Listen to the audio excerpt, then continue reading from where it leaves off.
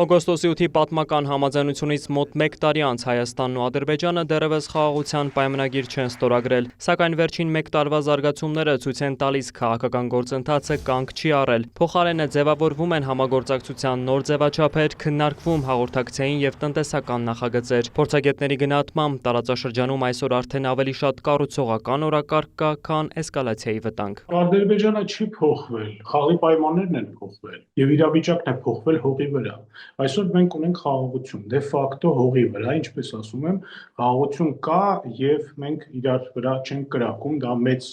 հսկայական նվաճում է իմ կարծիքով Հայաստանի համար եւ ամենակարևորը մենք այսօր ունենք ուղիղ շփում Ադրբեջանի հետ, մենք կարողանում ենք յուրաքանչյուր հարցերով իրար հետ այդ հարցերը բարձրացնել, քննարկել եւ մանգալ փնտրել որովից է լուծումներ։ Լարվածությունը միայն սահմանին չէ, որ նվազել է, փորձագետները Ադրբեջանի պաշտոնական հեռուստատեսության մեջ փոփոխություններ նույնպես նկատում են։ Նախկինում ադրբեջանական պաշտպանության նախարարությունը օգտագործում էր Հայաստանի շրջանների խորհրդային ժամանակահատվածի անունները, ասենք նույնիսկ Վայոց ձորը չէր ընդունում, այլ նախկին Ազիզբեկովի կամ Վայքի շրջանը ասում էր Ազիզբեկովի շրջան, կամ ինչ-որ Վեդի Բասարի կամ Բասարգեչարի շրջան Վարդենիսի նկատմամբ, եւ այս ամեն ինչն էլ է փոխվել։ Ու սա կարևոր գործընթաց էր, կարևոր գործոն էր, որ նպաստեց հայ-ադրբեջանական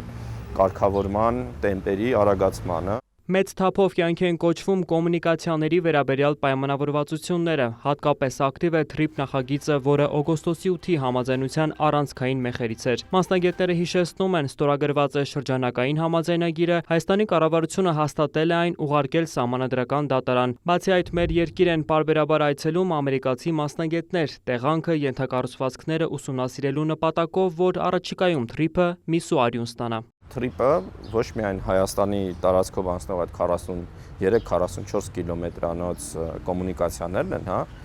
երկաթուղին առաջին հերթին, այլ նաև Կենտրոնական Ասիան, Հարավային Կովկասին, Եվրոպային եւ Արևմուտքի հետ կապող կարևոր կոմունիկացիա, որ ԱՄՆ-ն այդպես է դիտարկում եւ ինքը նաև ստեղծում է հավելյալ կազմակերպություններ, որոնցից մեկը հենց TRIP Enterprise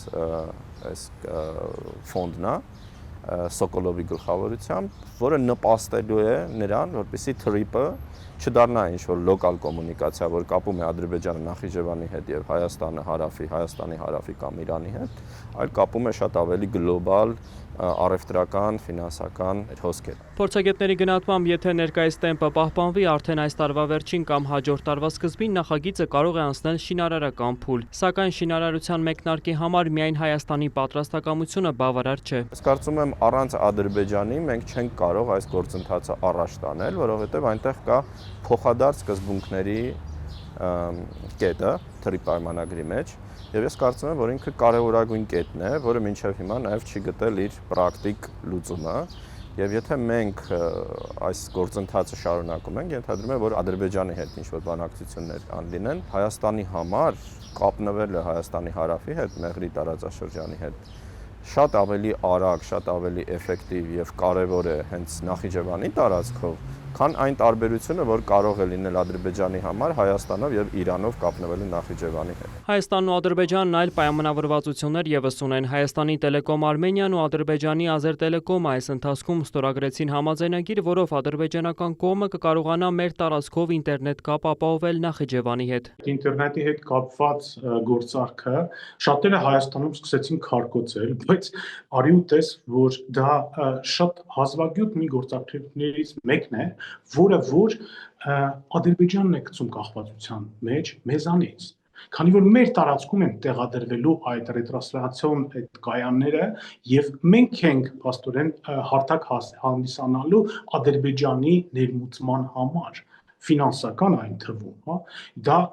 դրական համագործակցության գործոն է։ Դրա հետ մեկտեղ ի հայտ եկան նաև գործնական համագործակցության օրինակներ Վրաստանի տարածքով հայկական բեռների տարանցումից մինչև տնտեսական կապեր, առևտուր։ Նոյեմբերին եղավ տրանզիտի բացումը Վրաստանի տարածքով Հայաստանի համար, հիմա մենք նմանատիպ հայտարարություն ունենք նաև Կարսախալքալակի եւ Հայաստան-Թուրքիա հարաբերությունների համար,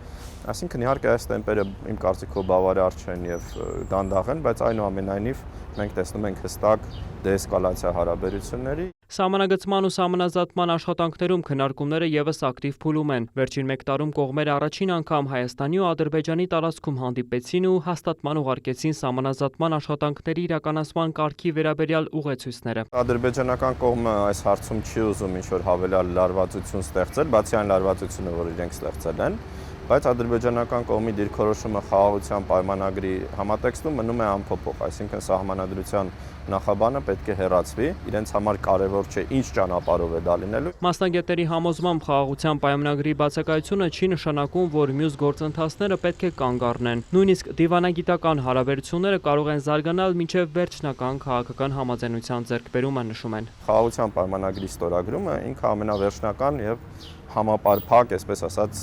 ավարտն է լինելու կոնֆլիկտի ֆորմալ առումով, բայց կոնֆլիկտի այլ դրսևորումները, որ մնացել են փակ սահմաններ, փակ ճանապարհներ, դիվանագիտական հարաբերությունների բացակայություն Ադրբեջանի եւ Թուրքիայի հետ, այդ ամենը կարելի է չեղարկել նաեւ առանց խաղաղության պայմանագրի ստորագրման, եւ ես կարծում եմ հենց թրիպը եւ թրիպի շինարարությունը ամենակարևոր գործոնն է, որ կարող են դրական նպաստել այս գործընթացի վրա։ Եթե թրիպը մտնի գործնական փուլ, այն կարող է դառնալ ոչ միայն ենթակառուցվածքային, այլև քաղաքական նախագիծ։ Օգոստոսի 8-ի նշանակությունը դժվար է թերագնահատել, որովհետև օգոստոսի 8-ը տվեց մեզ պաշտպանվածություն, առաջին կարգի պաշտպանվածություն տվեց։ Մենք պաշտպանված ենք Միացյալ Նահանգների հետ կոնկրետ պայմանագրով, կոնկրետ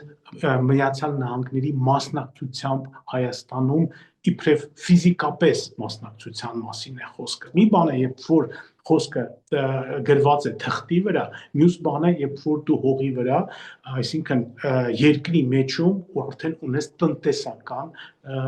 հետաքրքրվածություններ։ Փորձագետների գնահատմամբ, որքան մեծանան փոխադարձ տնտեսական շահերը, այնքան ավելի դժվար կլինի վերադարձը հակամարտության տրամաբանությանը։